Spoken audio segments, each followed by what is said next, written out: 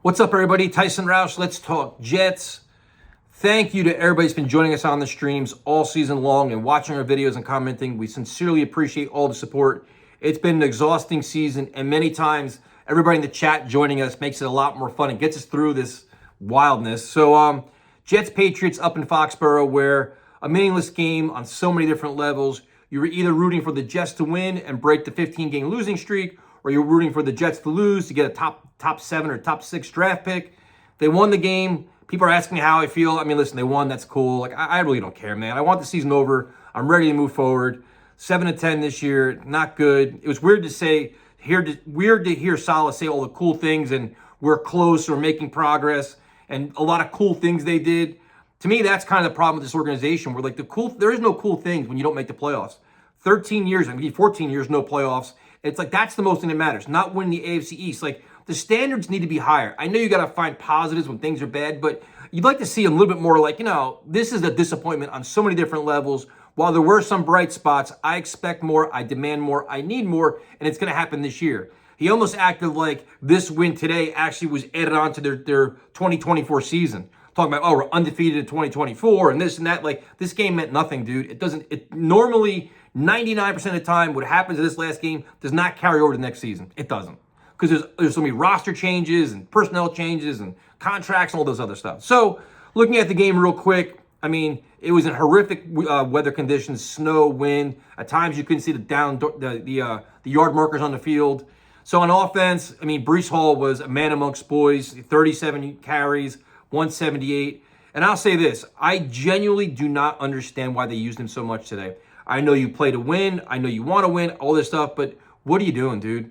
You finally have one of your best players fully healthy, an explosive young playmaker who could be at a Pro Bowl caliber level, 37 carries in the snow on the road, and again, it doesn't matter at all. Makes no sense. And then towards the end, they ran him again. I guess they wanted to get, another whatever yardage marker it was. Like, why? Like, what are we doing here? It makes no sense. If anything, you want to see Izzy play. The young guys play. So, great for Breece. I'm a big fan of his, but the way they used him today made no sense. But whatever. He got his over his 100 yards, all these great accolades and whatever else, but whatever. Garrett Wilson gets banged up with an ugly injury. Hopefully he's healthy. Joe Tippmann got banged up, which wasn't good. Other than that, the offense, it was really, they ran. I mean, this game was just ugly. I mean, I'm not really sure what to talk about here. Defensively, the Jets held the Patriots down to statistically one of their worst performances under Belichick. Zappe, the fourth quarter was almost like the Patriots, their tank kicked in where they were like, Zappe was getting picked off and there was fumbles and ugliness. Ashton Davis had a couple of huge plays. He actually had an interception and then fumbled it lateraling, which was kind of comical. Quinnen Williams, big day. Bryce Huff, another big day. And Bryce Huff's interesting because you remember the last 2 years, Jet fans kept saying, get this guy signed, get this guy signed. Now he has 10 and a half sacks and is going to be a free agent.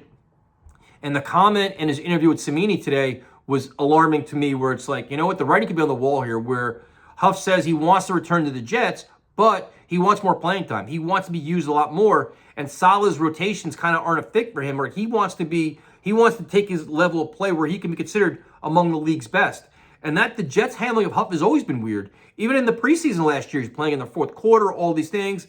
And now he's earned that big payday. He's an explosive player. And you would think a guy like him is just, in next year, another big, next season, a big all-in year where you think you want to have a pass rusher like him on the field to close out games. You have him and Jermaine Johnson, right? That's what you think. But maybe not. So if that's the case, I have a feeling Bryce Huff's going to be gone. I'm not sure if they tag and trade him or they just don't re-sign him, which would be, I hate that idea. The Jets went so long without having pass rushers, you don't let them go. Carl Lawson's going to be gone. You saved that money there, but you hate to see that, man. So we'll see what happens. It's a weird, the Jets season's weird when in the last game of the season you have Randall Cobb active and Alan Lazard inactive because of his punt return ability. That's how bad this season's gone, right? And Carl Lawson inactive. But, the defense, to their credit, played great. They won the game, and we're on to the offseason. We'll see where the Jets draft. I think somebody was saying they're at 9th now. It could fall down to 10th or 11th. But I guess at this point, it's just how much faith you have in this organization in a year where right now ticket sales are not easy for the Jets, as Rodgers coming back is great. There's not a lot of faith in Saleh and Douglas. So it's like, what are they going to do to get the fans back? They're already starting it now with all like the Rodgers hype and stuff. But to me, it's like now I'm to like kind of prove it mode. Like I don't like they can go out and make whatever moves they want. You got to like prove to me that you know how to run an organization. Prove to me you can actually coach these guys up. And then the thing is, are there any changes made to the staff? Like, do you change offensive line coach? Do you make any changes to offensive staff? It's one of the worst offenses in the history of football. If you bring back the entire staff, I think that's complete lunacy and it's arrogance. And that's the one thing this Jets organization has been known for under Saleh and Douglas. It's kind of a bit of an arrogance that like this process is too good to fail, yet they're not winning football games, not winning continuously, not making playoffs. They don't have this extensive resume of winning, right? So you see what happens. There's a lot of tough decisions to be made. You know, the offensive line with Becton. You know, did he make a move with Tomlinson? How do they handle all these things? And we'll see. Like as this all breaks down, we'll keep doing shows Monday nights. For those watching with me and Jet Central, we'll still be doing our shows all year round. So we appreciate the support. And that's it. Another season in the books. I'm glad. I'm over it. They beat the Patriots. I'm sure Belichick's going to go somewhere else and probably be a nightmare for us, but we'll see what happens. And that's it. Talk to you guys later.